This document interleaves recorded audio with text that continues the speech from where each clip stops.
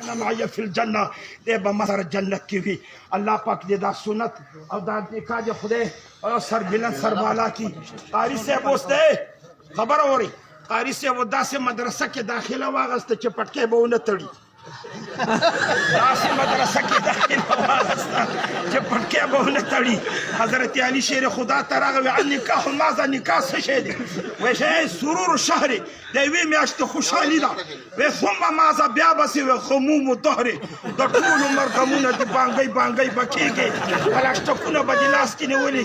ګلدین کاکا جي په خیر دی یاره جي بس ماشومان دې وادم کړی دی داسې دنګېږي را دنګي. وایي ثم ماذا بیا بسې وایي کسور زهر ملا به دې ماتېږي. داسې داسې به کېږي. دوه ماشومان راغله وایي بابا څه شی ګورې؟ وایي سواني ګورم. بیا نه میلاوي.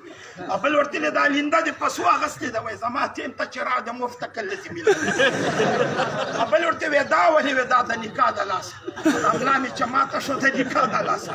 وایي ثم ماذا بیا بسې نزول القبر فارغه به نه شي قبر ته به نکاح. الله دې دا نکاح بختور کړي. واورته وکړه ربي کریم خدای دا ولیمه